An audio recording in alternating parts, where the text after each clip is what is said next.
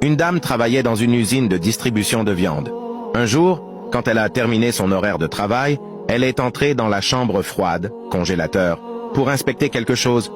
Mais dans un moment de malheur, la porte s'est refermée et elle a été enfermée à l'intérieur sans aucune aide en vue. Bien qu'elle crie et frappe de toutes ses forces, ses cris ne sont pas entendus. Personne ne peut l'entendre. La plupart des travailleurs étaient déjà partis. Et à l'extérieur de la chambre froide, il est impossible d'entendre ce qui se passait à l'intérieur. 5 heures plus tard, alors qu'elle était au bord de la mort, le gardien de sécurité de l'usine a finalement ouvert la porte. Elle a été miraculeusement sauvée de mourir ce jour-là.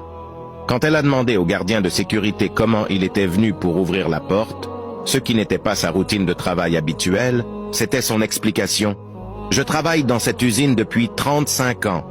Des centaines de travailleurs entrent et sortent tous les jours, mais vous êtes l'un des rares qui me saluent le matin et me disent au revoir tous les soirs, quand ils partent après le travail. Beaucoup me traitent comme si je suis invisible. Aujourd'hui, quand vous êtes arrivé, comme toujours, vous m'avez salué de votre façon simple. Bonjour. Mais ce soir, après les heures de travail, j'ai remarqué curieusement que je n'avais pas entendu votre au revoir, à demain. Par conséquent, j'ai décidé de vérifier autour de l'usine.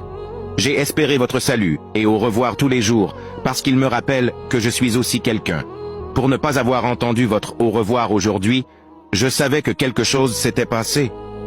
C'est pourquoi je vous cherchais partout. La leçon de morale pour méditer. Soyez humble, aimez et respectez ceux qui vous entourent. Essayez d'avoir un impact sur les gens que traversent votre chemin tous les jours. Vous ne savez jamais ce que demain vous réserve. Laissez cette histoire être une inspiration pour vous.